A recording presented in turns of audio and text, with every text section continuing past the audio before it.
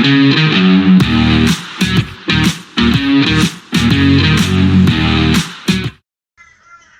welcome back to the Supercoach Enough channel. In this video we're going to review round 4 of the 2025 AFL Supercoach season, as well as obviously a bit of a look ahead into week 5, or round 5 I should say.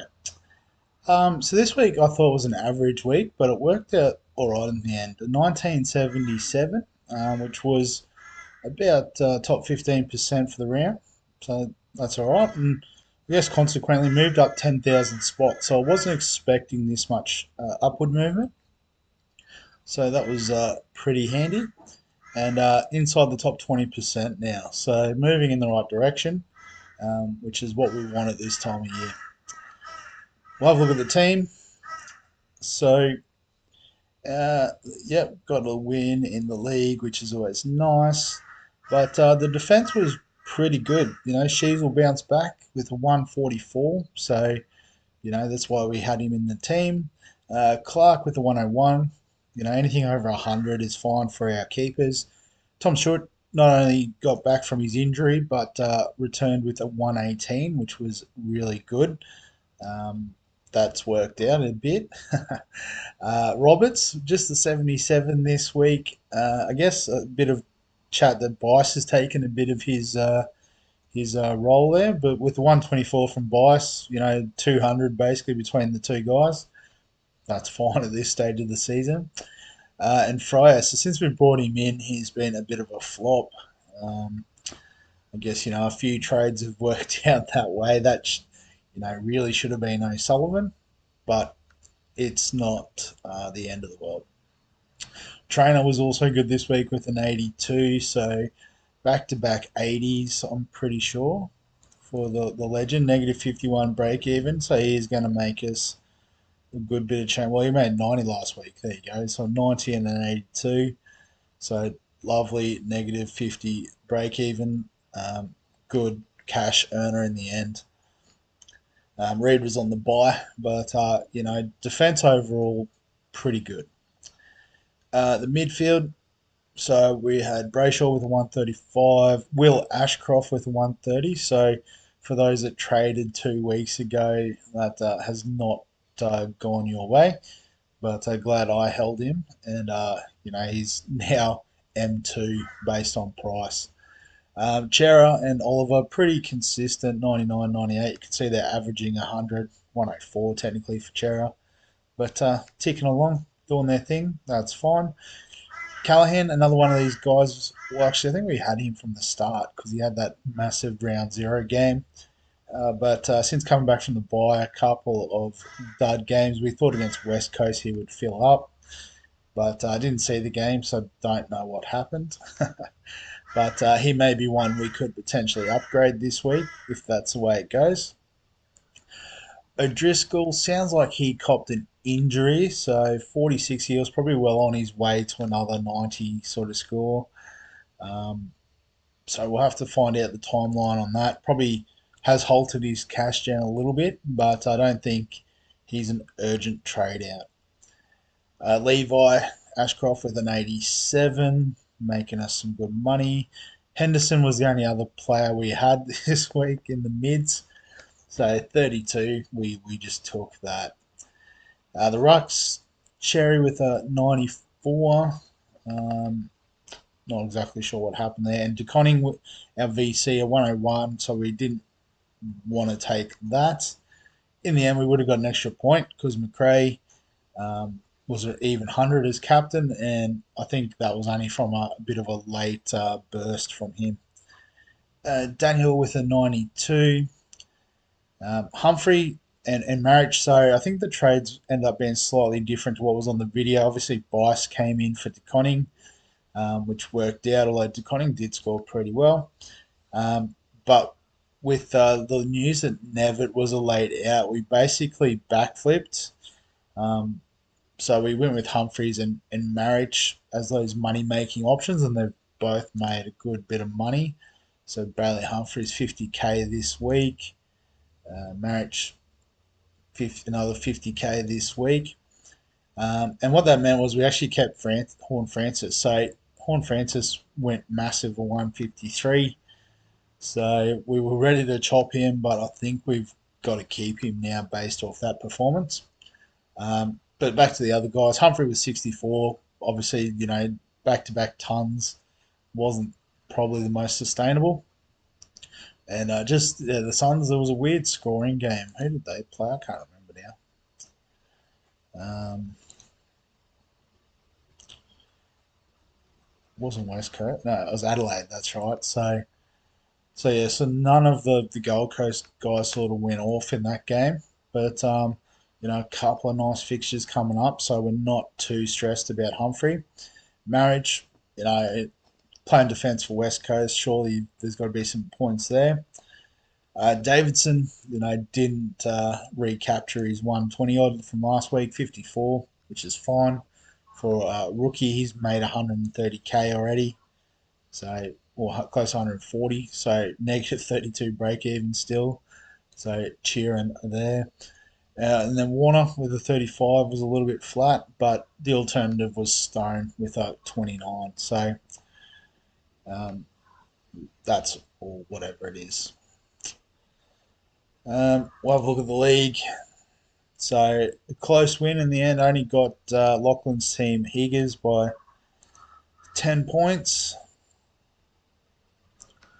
So let's have a look. He also had TDK. Max Gorn with a 122.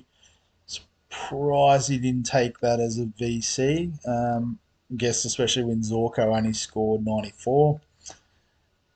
Bailey Smith he's got with a 108. Dawson and Anderson tunning up. So I have no idea how I've actually won this. Because there's just hundreds. Like Davidson with 54, who I had. Or maybe Davidson's 54 didn't count. I guess best 18 was helpful. But just looking at the numbers, like I had Humphrey with the 64. So I guess Will Ashcroft with the 130. Dawson was close enough. Bice sort of matched up with Gorn. So I guess maybe it was like the difference between Stewart's score and Anderson's or Smith's score sort of thing, which is 10 points, like literally. So yeah, super close. But some good scorers in there. Had Trainer, was 82, which was handy. But I guess looking across the league, can still see there's a 2100. Looks like that's the top score. Motlop's crew, Corey's team with a 2106, which is pretty good in best 18. So he had Cherry, kept SDK for his 92. Lockie Neal bounced back with a 130. Lockie Whitfield's been awesome, a 148. Good get there. Captain Sarong for a 140 as well.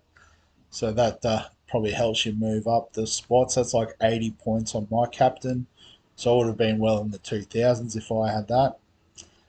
And then, yeah, just look, probably the lowest score was a 76 for Rosie. So really solid scores across the best 18 there.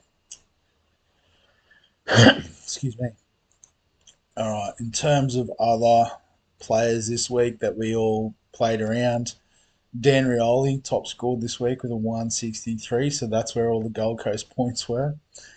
A few GWS players here filling up against West Coast. Darcy Jones with a 160, sort of doubled his season output in one game, so not one to worry about there.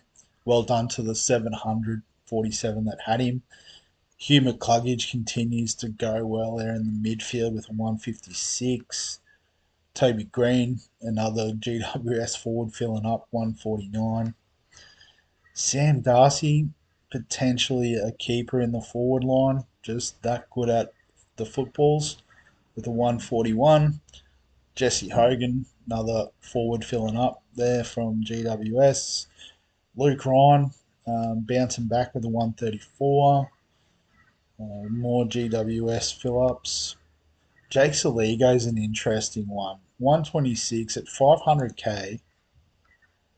Only, what is he? Yeah, he's only 3% owned, but he started the season with 4 tons against Saints, Dons. Like, Maybe not necessarily the strongest matchups there, but Gold Coast is a pretty good matchup, and he scored the biggest with a 126. Good PPM, good minutes.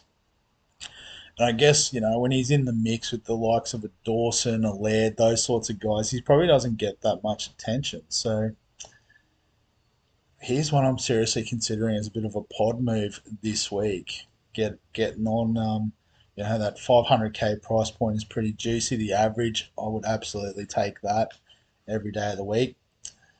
Um, like Dawson's up there still. Himmelberg's another interesting one. Gone really well in defence this year, 1% ownership.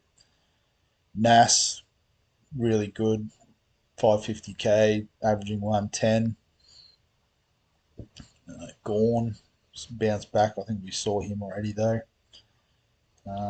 Sinclair's killing it, averaging 130 for the year. Hard to get in at 640 though. Jackson continues to go well. Not sure how long Shrek's out for, but well done to the 31,000 on him.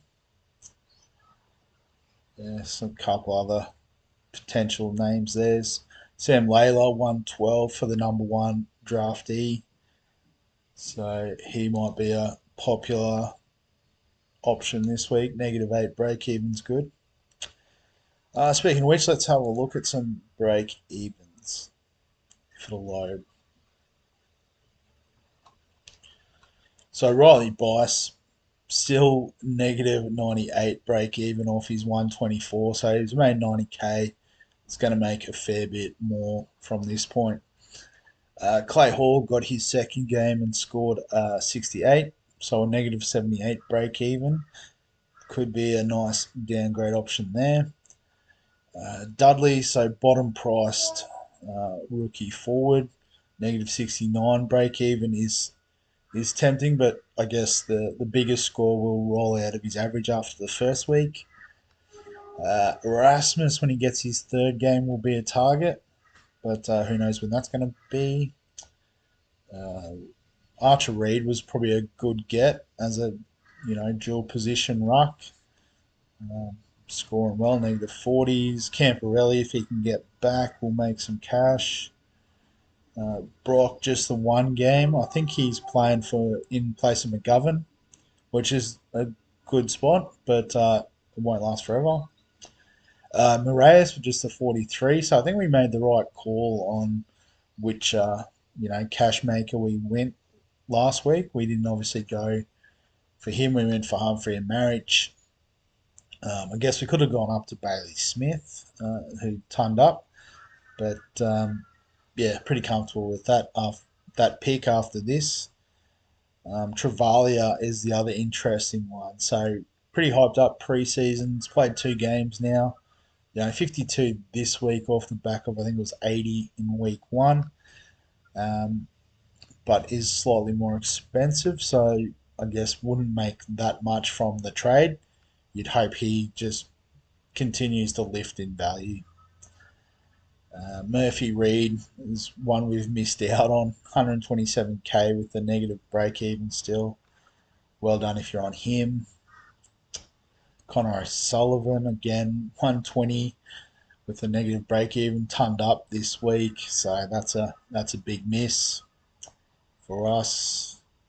So yeah, still quite a few. Although you can start to see these guys already at the high 100s, 200k sort of marks. Are probably not worth entertaining with just slightly negative break evens. So, in terms of the moves for this week, so probably the thing to keep in mind is that it is back to, well, it's not best 18 anymore. We're back to the 22 on field. Obviously, your flex is that player that could potentially drop out. So if we have a look at the squad as it stands, I think the defensive structure is pretty set there. So that doesn't need to be worried about. The midfielders, so ideally we'd want Sardis playing, and then we've got these sort of well, Brayshaw's a locked in keeper. We've got these sort of cut price potential keeper options, and then three rookies that can score decently on field. The rucks we're not worried about. This is solid. And then I guess if we do a little bit of finagling with the forward line, so you put Horn Francis in, that forward line looks really strong too. Um, and I guess if we just do a couple of swings, you know, if Lindsay was up and fit, having him in the flex, pretty comfortable with how this team is set up, and we still have 290k in the bank. So there is an argument for, well, if the structure of the team's looking good and that, you don't necessarily have to trade. But we've got 300k sitting there. So if you have a look at the popular trade-ins, there's a few people sort of bringing in these money-making rookies still, which makes sense. And I guess getting rid of some of these underperforming mid-price options. O'Driscoll's fairly traded out, so not sure on the injury on him. So yeah, so there is a couple of different ways we could play this. The first one is if we look at the 23, we're pretty comfortable with, but then defensive rookies look pretty good, but averaging 60ish, and then 50 from these guys, but then particularly the forwards options we're not too fussed on. So I think Hewitt might not be able to get back anytime soon. So do we try to trade him out and generate some cash in that spot? Um, Obviously, if we try to trade to Stravalia, we'd lose money on those sort of trades, but we do have the cash in the bank. Guess another option is, taking this sort of money and upgrading to another premium through, if you want to trade out a Fryer, a Callahan, and maybe an O'Driscoll, depending on the severity of the injury. So obviously, you're not really adjusting the structure of the 23. You're just probably making, you know, one position a bit more nailed on. Um, so, I, yeah, I think, it's probably one of those, you don't have to use a boost this week. I've only got two left, so I won't be. Um, but I think we do have to use the two trades. Um, so, what I am thinking is O'Driscoll has done his job for us. He's made 100k, but we can now take that money and upgrade. Um, so, like Nick Dacos, we were going to bring him in last week, so he has dropped a bit in price. He may drop a bit more too. He's still got a 130 break even, but you know if you try to penny pinch, he'll score 150 and he'll be back up to 600k, and you know then you'll want him in anyway. So we could do that. Um, and then I guess that does give us enough if we were to, get off Stone, who's a bit of a slow burn. As a trade, we could move Hewitt forward, and that would then allow us to get Travalia. Or we could just get Clay Hall, bank an extra 50k, could make a bit more money, but not sure on his job security, that's all. Yeah, so that's a solid option. Another option, so yeah, so I guess another option with this is um, we might need a little bit more cash to pull this off. So we might be looking at Warner out.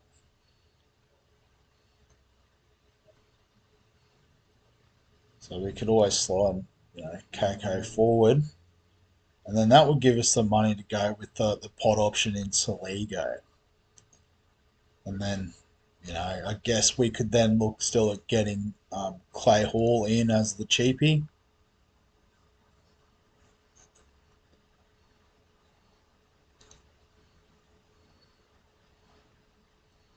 So something like this, like, Warner hasn't made us that much money, but I think, you know, O'Driscoll's still got more money to make post injury. Um, and Hall's obviously an upgrade from Hewitt in terms of cash gen, it would seem.